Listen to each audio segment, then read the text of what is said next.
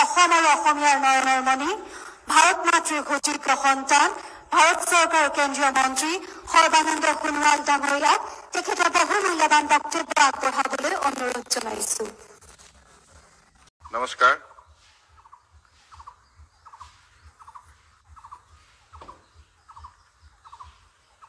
Today,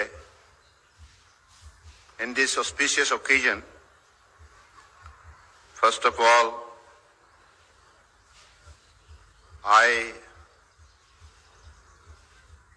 extend my heartfelt greetings to His Excellency Lyampo Namgyal Dorji, Honorable Minister of Industry, Commerce and Employment, Royal Government of Bhutan. Respected Mananiya Ahom Sarkarar Mantri Ranjit Kumar Das Dangoria, Mananiya Ahom Sarkar Mantri Jugen Mohan Dangoria, Mananiya Ahom Sarkar Mantri Bimal Bora Dangoria, Mananiya Bongaigaon Borpetta Lokasabha Samosti Sangsad Fanibhushan Chaudhary Dangoria, Mananiya Dhubri Sangsad Rakibul Hussain Dangoria, Abhayapuri Southor Bidhayak Pradeep Sarkar Dangoria, Gwalpara Easter Bidhayak A.K. Rashid Alam Dangoria, हमारी inland waterways authority of India की अध्यक्ष विजय कुमार जी,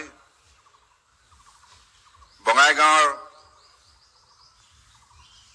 जिलायुक्त Navdeep Pathak Dangoria, ministry of port shipping waterways और statistic advisor doctor Kamalakant Nath Dangoria, APLৰ অধ্যক্ষ বিকুল ডেকা ডাঙৰীয়া, বিশিষ্ট সমাজকৰ্মী উজ্জ্বল কান্তি ৰয় ডাঙৰীয়া, দীপাংকৰ নাথ ডাঙৰীয়া, ডক্টৰ প্ৰকাশ কাশ্যপ ডাঙৰীয়া, সৈয়দ মমিনুল আৱল ডাঙৰীয়াৰ লগতে আজি সভাত উপস্থিত থকা বঙাইগাঁও জিলাৰ বিশিষ্ট ব্যক্তিসকল, প্ৰমসদা ৰাইজ আৰু সাংবাদিক বন্ধুসকল,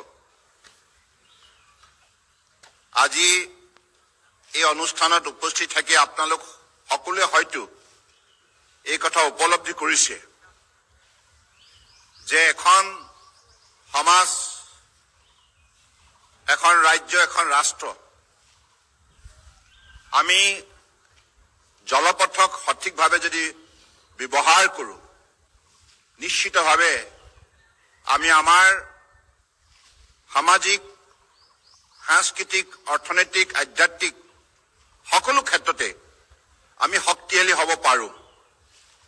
আৰু এখন ৰাষ্ট্ৰই বিশ্বৰ বুকুত যদি বিশেষভাৱে সেই ৰাষ্ট্ৰৰ শক্তি প্ৰদৰ্শন কৰিব বিচাৰে, তেতিয়াহ'লে সেই ৰাষ্ট্ৰই নিশ্চিতভাৱে জলপথৰ আশ্ৰয় ল'বই লাগিব। মাননীয় প্ৰধানমন্ত্ৰী ডাঙৰীয়াই এটি কথা 2014 চনৰ পৰা কৈ আহিছে, without transportation there can't be transformation. আৰু আজি সেই যাতায়াত ব্যৱস্থা সুচল কৰিবৰ বাবে আমি বঙাইগাঁও যোগীঘোপাত মাল্টি মডেল লজিষ্টিক পাৰ্ক আজি ইয়াত আমি প্ৰতিষ্ঠা কৰিছো।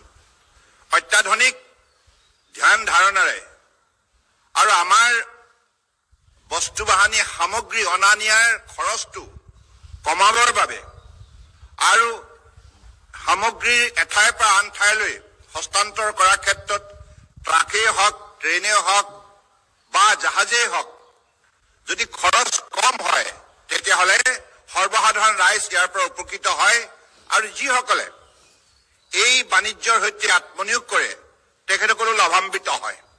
অৰ্থাৎ লজিষ্টিক কষ্ট অৰ্থাৎ আটাইতকৈ আমাৰ যদি আজি তাৰিখত বিশ্বৰ বুকুত একেটাই সমস্যা যে লজিষ্টিক কষ্ট কমাব লগা হ'লে এনেধৰণৰ আমি যাতায়াতৰ মাধ্যম আৱিষ্কাৰ কৰিব লাগিব যি যাতায়াতৰ যোগেদি আমি এঠাইৰ পৰা আন ঠাইলৈ সামগ্ৰী হস্তান্তৰ কৰাৰ ক্ষেত্ৰত যাতে কম পইচাত আমি ব্যয় কৰিব পাৰোঁ আৰু সেই মাধ্যমটোৱে হৈছে জলপথ।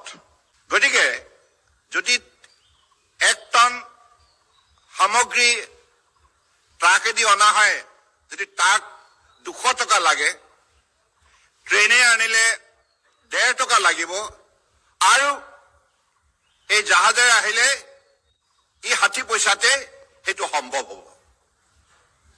গতিকে নেশ্যনেল লজিষ্টিক পলিচি মাননীয় প্ৰধানমন্ত্ৰী ডাঙৰীয়াই যেতিয়া লঞ্চ কৰিছিল 2021ত লক্ষ্যই আছিল যে সামগ্ৰী এঠাইৰ পৰা আন ঠাইলৈ হস্তান্তৰ কৰা পৰিবহন কৰাৰ ক্ষেত্ৰত যাতে ইয়াৰ দাম কমাব পাৰি এটা দুটা অংকৰ পৰা 14%ৰ পৰা 8% লৈ যাতে হ্ৰাস কৰিব পাৰি তাৰ বাবে আমি এনেধৰণে একবিংশ শতিকাত জনসাধাৰণ সৰ্বসাধাৰণ ৰাইজ সকাহ পাব আৰু গোটেই আমাৰ প্ৰক্ৰিয়াটোত তীব্ৰ গতিত আমি আমাৰ উন্নয়নৰ যাত্ৰাটো আগুৱাই নিবলৈ সক্ষম হ'ম। গতিকে মাল্টি মডেল লজিষ্টিক পাৰ্কৰ যিটো মহৎ লক্ষ্য এই লক্ষ্য আজি ভাৰতবৰ্ষই যোৱা 10 বছৰে মাননীয় প্ৰধানমন্ত্ৰী নৰেন্দ্ৰ মোদী ডাঙৰীয়াৰ বলিষ্ঠ নেতৃত্বত সঠিকভাৱে মূল্যাংকন কৰাৰ বাবে আজি ভাৰত ৰাষ্ট্ৰ শক্তিশালী হৈছে। আজি 2014 চনত পৃথিৱীৰ বুকুত আমাৰ ৰাষ্ট্ৰৰ যিটো স্থান 11 নম্বৰত আছিল আৰু আজি 10 বছৰতে মাননীয় প্ৰধানমন্ত্ৰীৰ সঠিক নীতি সঠিক পৰিকল্পনা সঠিক আঁচনি আৰু সুশাসন ব্যৱস্থাৰ যোগেদি ইয়াক সঠিকভাৱে ৰূপায়ণ কৰাৰ ফলত আজি ভাৰতবৰ্ষই কেৱল